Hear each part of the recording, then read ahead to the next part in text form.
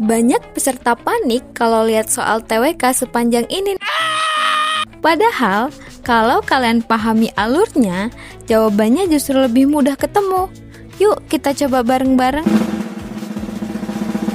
Pertama, kita baca soalnya bareng-bareng dulu ya, terus kita bongkar intinya satu persatu. Soalnya bilang gini nih. Pemerintah pusat baru saja menerbitkan kebijakan yang mewajibkan semua pemerintah daerah untuk menerapkan sistem pendidikan digital penuh di semua sekolah negeri tanpa terkecuali.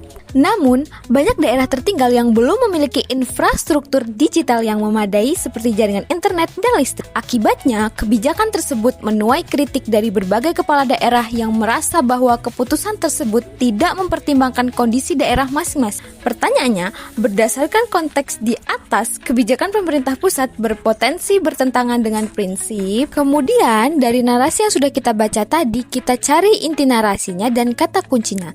Jadi narasi ini intinya adalah pemerintah pusat itu mewajibkan pendidikan digital penuh buat semua daerah, termasuk yang tidak punya internet dan listrik. Nah, kemudian ada nih daerah yang keberatan karena dia tidak diajak bicara dulu dan tidak siap.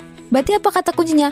Kata kuncinya adalah semua daerah diwajibkan ikut aturan pusat, padahal setiap daerah punya kondisi yang berbeda.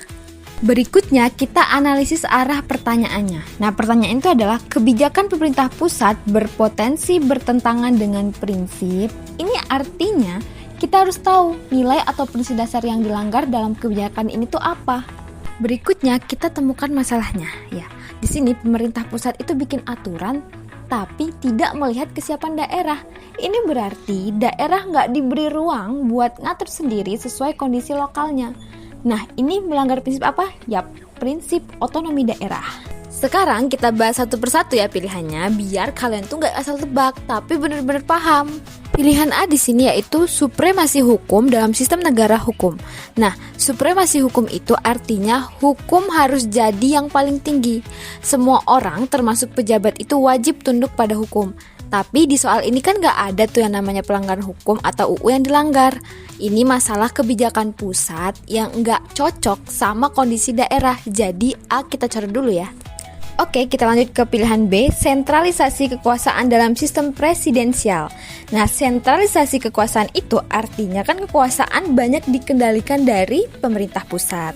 Memang sih, sistem presidensial itu cenderung top down alias dari atas ke bawah. Tapi soal ini bukan tentang jenis sistem pemerintahan. Jadi yang B kita coret juga ya.